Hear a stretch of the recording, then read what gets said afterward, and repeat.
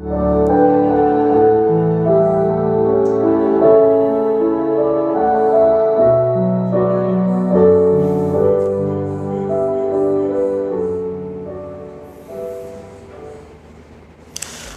주께 나옵니다. 다른 이유가 없습니다. 주님밖에 답이 없기 때문에 그렇습니다. 주님 안에서 답을 얻기를 원하는데 내 무릎이 주님께 꿇렸을 때, 내가 주님 앞에 나 자신을 인정할 때 주여 응답하여 주옵소서. 무엇이 잘못됐는지 알게 하여 주시고, 언제부터 어그러졌는지 알게 하여 주시고, 무엇부터 바꿔야 될지, 무엇부터 다시 세워야 될지, 알 수 없는 그 미래에 대해서 어떻게 준비해야 될지 하나님 지혜를 허락하여 주시옵소서. 그 답이 주님께 있음을 알기에 오늘도 기도합니다. 기도하는 저들과 함께하여 주옵시고, 모쪼록 이 시간이 헛되지 않도록 하나님 기름 부어주시고, 무엇보다 성령께서 역사하셔서 저들이 깨닫게 하시고 알게 하시고 결단하게 하시고 그렇게 살아가 주님이 주시는 그 응답대로 복을 얻게 하여 주시옵소서. 오늘도 감사합니다. 먼 길 달려올 때 하나님 안전 지켜주셔서 감사하고, 오가는 길 불안전하지 않도록 하나님 꼭 지켜주시고 급하지 않게 하시고 꼭 안전할 수 있도록 하나님 붙들어 주시옵소서. 감사합니다. 고마우신 예수님 이름으로 기도드렸습니다. 아멘, 아멘. 오늘은 창세기 32장 말씀 같이 볼까요? 오늘은 31장부터 33장까지 보는 날인데요. 32장 말씀 같이 보겠습니다. 32장 22절에서 31절까지 창세기 32장 22에서 31까지 우리 같이 한 목소리로 읽도록 하겠습니다. 32장 22에서 31까지. 밤에 일어나 두 아내와 두 여종과 11 아들을 인도하여 야곱 마루를 건널세 그들을 인도하여 시내를 건너가게 하며 그의 소유도 건너가게 하고 야곱은 홀로 남았더니 어떤 사람이 날이 새도록 야곱과 씨름하다가 자기가 야곱을 이기지 못함을 보고 그가 야곱의 허벅지 관절을 치매 야곱의 허벅지 관절이 그 사람과 씨름할 때에 어긋났더라.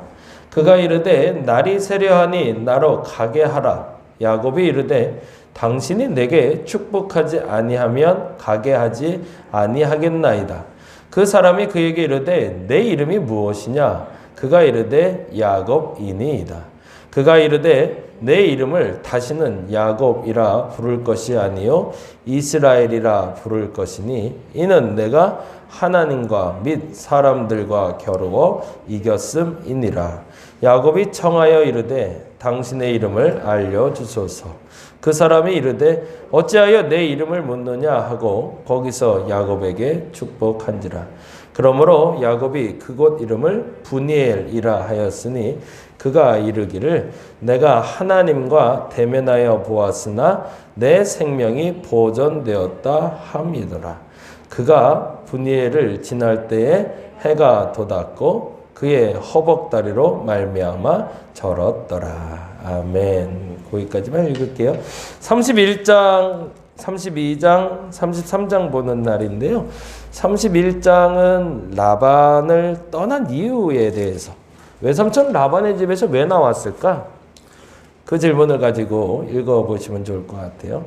왜 야곱이 라반의 집에서 거부도 됐고 두 딸을 그리고 두 여종을 아내로 맞이하게 되었고 이제는 좀 살만한데 왜 나오게 되었을까? 뭐 여러분도 잘 아는 얘기지만 장황하게 굉장히 길게 기록이 되고 있어요. 아마도 그게 우리의 인간 사이기 때문에 그런 것 같아요. 32장 얘기는 야곱이 천사와 씨름한 이유를 여러분이 찾아보시면 좋을 것 같고요. 야곱이 천사와 씨름한 이유는 뭘까?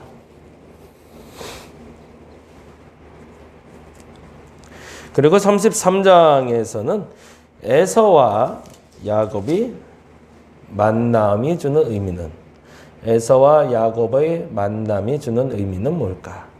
33장.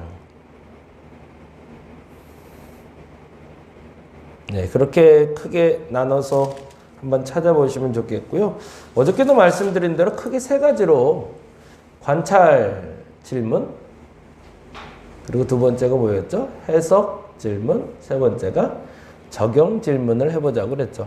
그렇게 한번 성경을 읽어보시면 조금 재밌게 보실 거예요. 그래서 그 성경을 통해서 어떤 질문을 던져야 되고, 그런데 생각 외로요. 한번 그렇게 해보시면 알겠지만 생각보다 그 질문을 찾는 게 어려워요. 관찰 질문을 찾으라고 그러는데 자꾸 해석을 해요.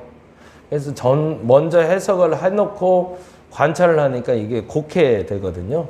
순서는 관찰 질문이 처음이에요. 이 성경 내에 무슨 얘기가 써 있을까?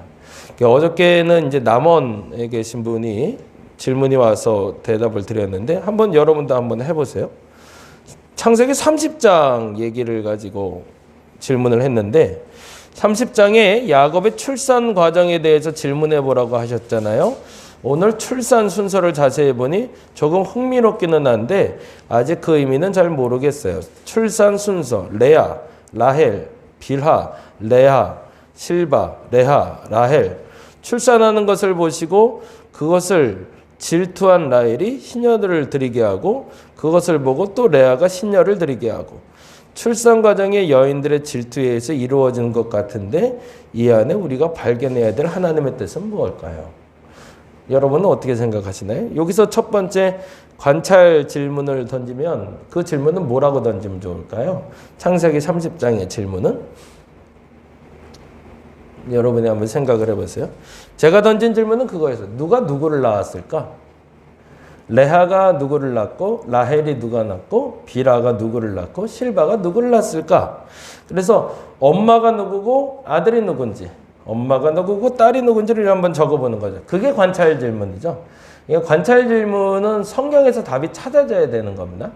성경을 벗어나서 유추할 수 있거나 해석을 하게 되면 그건 관찰 질문이 아니에요. 그냥 성경 있는 그대로 그 안에서 죄송합니다. 그 안에서 답이 찾아질 수 있도록 질문을 던져서 그 본문 자체가 해석이 될 수 있도록 조금 더 쉽게 말씀드리면 제가 여러분이 이 본문을 모른다는 전제 속에서 질문을 던지면서 답을 찾아줬을 때 여러분의 머릿속에 그림이 그려질 수 있도록 뭐 다림목계는 어떻게 생겼어? 이러면 아 이렇게 있고 이렇게 있고 이렇게 있어 라고 했을 때 사람들이 상상할 수 있도록 그게 관찰 질문입니다. 그 안에 의미를 찾아주는 게 아니라 그러니까 누가 누구를 낳고 누가 누구를 낳고 그걸 찾는 게 관찰 질문이라면 그 다음에 해석 질문은 뭘까요? 저는 이렇게 던졌어요. 그들이 왜 자식을 낳았을까? 왜 자식을 낳았을까요? 레아가 왜 자식을 자꾸 낳죠?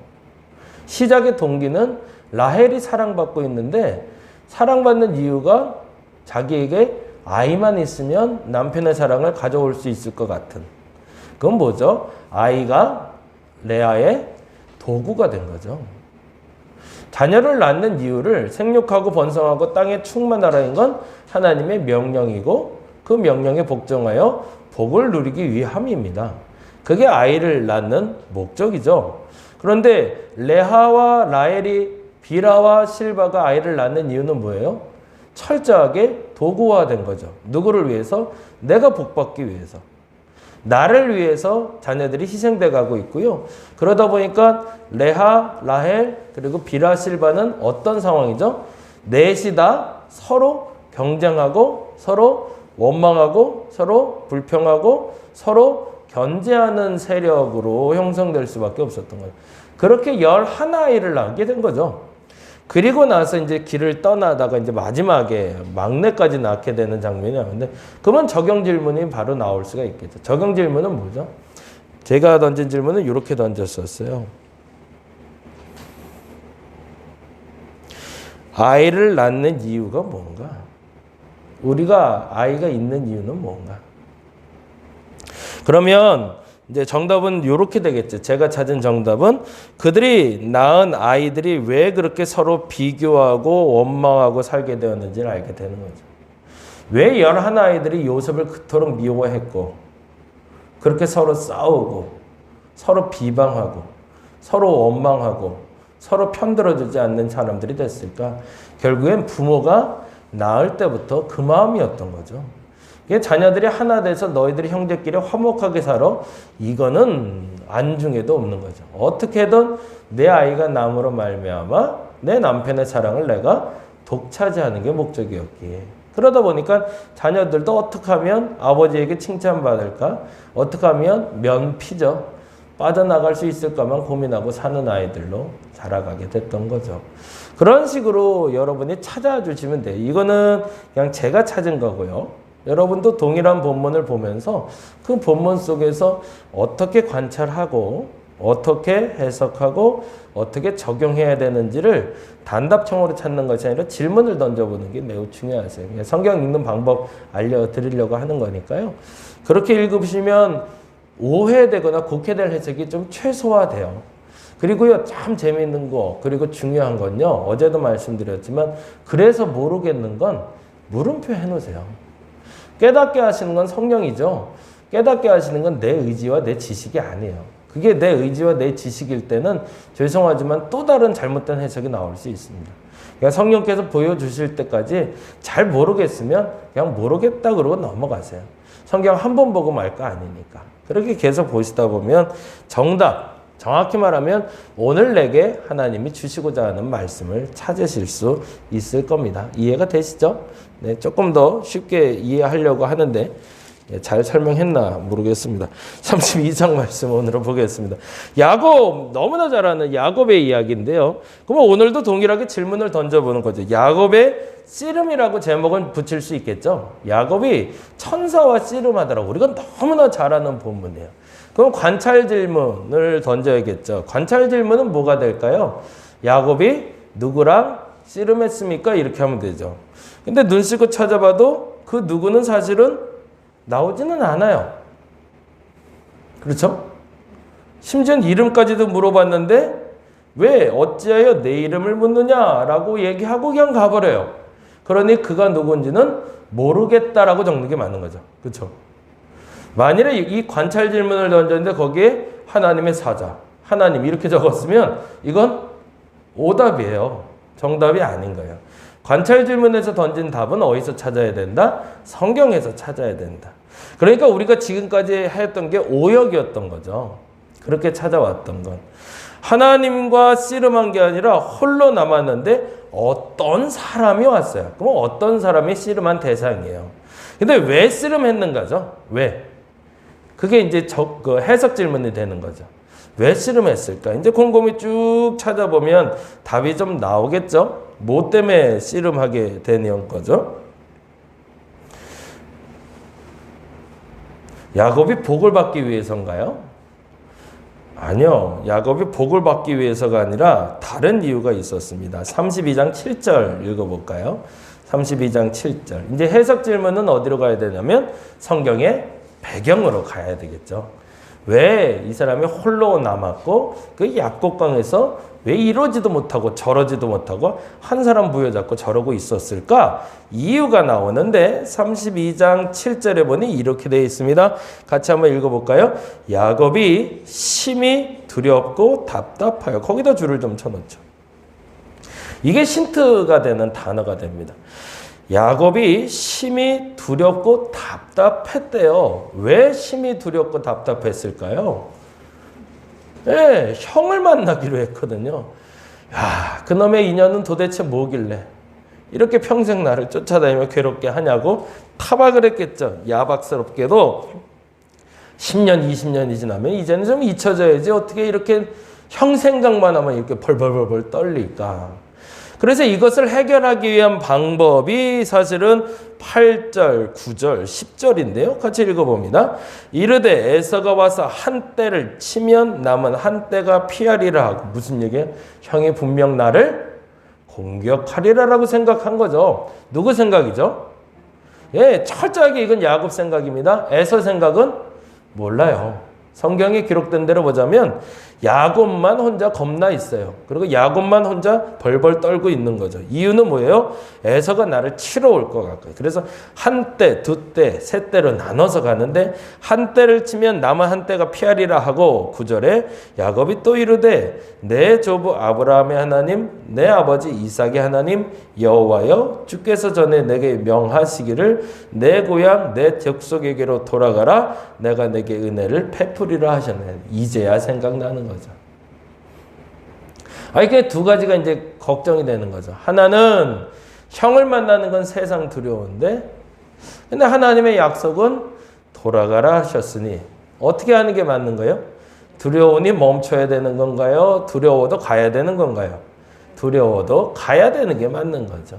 그게 해석이죠. 그러니 그 두렵고 떨리는 마음에 밤잠 설쳐가며 어떤 사람과 씨름하게 되었던 거죠. 그러니까 씨름했던 이유는 사실은 야곱이 큰 복을 또 얻기 위해서 뭔가 탁월한 특별한 은혜를 바라고 원했기 때문에 기도한 게 아니라 그래서 씨름한 게 아니라 형 때문인 거죠, 사실은. 그리고 하나님의 약속 때문인 거죠. 그 두 것 때문에 기도했는데 그 다음에 결과는 어떻게 되죠? 31절이 되죠. 31절 32장 31절 같이 읽어봅니다. 그가 분이엘을 지날 때 해가 돋았고 그의 허벅다리로 말미암아 절었더라. 참 멋있는 시적인 표현이에요. 사실은 그 장면에 대해서 굉장히 치열한 현장을 우리의 눈으로 볼 수 있을 만큼 상상력을 발휘하게 해주는데 분이엘을 지나 자리에서 일어나자마자 해가 돋는 걸 본 거죠. 하루가 끝났다. 이스라엘로 임의면 새날이 시작되었다라는 뜻이죠. 새날이 왔는데 근데 그는 어떤 상태예요? 그의 허벅다리로 말미암아 절었대요. 자기가 허벅다리로 저은 거는 누구만 알 수 있을까요? 야곱만 알 수 있는 거죠. 그런데 행복했을까요? 서글펐을까요? 행복했죠. 왜요? 허벅다리는 비록 절고 있지만 내 마음에 뭐가 찾아왔으니까? 확신이 찾아왔으니까. 어떤 확신이에요? 형과 만나도 되겠다라는 거죠. 앞으로 일은 잘 몰라요. 정말로 형이 나를 어떻게 할지는, 어떻게 해코지 할지, 나를 죽일지 살릴지는 잘 모르겠어요. 근데 한 가지 분명한 약속이 하나가 떨어졌거든요. 내가 너와 함께 한다는. 그러니 죽든지 살든지 그것이 내게 복이 될 것이라는 것을 믿음으로 고백하게 되는 순간이죠. 일시적이었을까요? 지속됐을까요? 정확한 표현은 일시적이었습니다. 그럼에도 불구하고 야곱은요, 또 마음이 변합니다. 우리의 마음과 똑같죠. 그렇다면 적용 질문은 이렇게 던져보는 거죠. 어떻게 던질 수 있을까요? 나는 무슨 문제 때문에 하나님께 기도하고 있는가? 그걸 정확히 아셔야 됩니다. 도대체 왜 기도하시나요? 답을 얻기를 원하면서 기도하면서 뭘 위해서 기도하는지를 몰라요. 그걸 알아야 답을 얻습니다. 여러분이 지금 첫 번째로 구해야 될 건 나는 왜 기도하지예요. 그냥 답답해서? 한번 소리 지르고 싶어서? 그게 이유라면 어디서든 소리 지를 수 있거든요. 그게 아니라 내가 왜 기도하지에 대한 질문에 답을 찾으셔야 됩니다. 근데 그 답은 대가와 더불어 온다는 걸 인정해야 됩니다. 그것이 죄와 연결되어 있다면, 나의 잘못과 연결되어 있다면, 만일에 야곱이 허벅지를 다치지 않았으면 어떻게 했을까요? 야곱은 절대 변하지 않았을 겁니다. 그 인생은 한 번도 변하지 않았어요. 왜요? 항상 승승장구였으니까. 그러나 다행히, 불행인지 다행인지 그 허벅지를 다침으로 말미암아 그 죄의 대가를 치르고 나서는 그래, 은혜는 대가를 통해서 오는 거야 라는 것을 비로소 알게 되죠. 오늘은 두 가지를 기도합니다. 하나님, 내가 기도할 때마다 그 기도의 목적이 분명하게 해달라고. 그리고 두 번째, 그런데 만일 그 응답을 얻기 위해 내가 치러야 될 대가가 있다면 용기 있게 그 대가를 치르게 해달라고. 그러면 하나님이 여러분을 그 다음 장소로 인도해 주시고 날이 새롭게 시작될 겁니다. 그 믿음의 고백을 할 수 있는 저와 여러분 되시기를 간절히 바랍니다. 기도하겠습니다. 시간이 지나면 해결되겠지? 아니요. 시간이 지나서 해결될 일이 아닙니다. 시간이 지나도 하나님이 정리해 놓지 않으시면 해결되지 않습니다. 오늘 기도합니다. 도대체 너 왜 기도하냐? 그 질문에 그 목적이 분명해야 됩니다. 도대체 묵상은 왜 하는 거며, 왜 기도하는 거며, 왜 예배하는 거며, 왜 교회 나오는 거며, 그 목적이 분명해야 합니다. 목적이 분명해지게 하여 주시고, 혹여 내가 죄가 있어 대가를 치러야 될 대상이라면 그 대가에 대해서 당당하게는 아니더라도 그래도 겸허하게 받아들일 수 있는 우리가 되게 하여 주옵소서. 오늘도 그렇게 기도하고 그렇게 응답받아 하나님 앞에, 하나님 면전에 당당하게 서길 원하오니 하나님 오늘을 책임져 주시옵소서. 감사합니다. 고마우신 예수님 이름으로 기도드렸습니다. 다 같이 기도하고 돌아가도록 하겠습니다.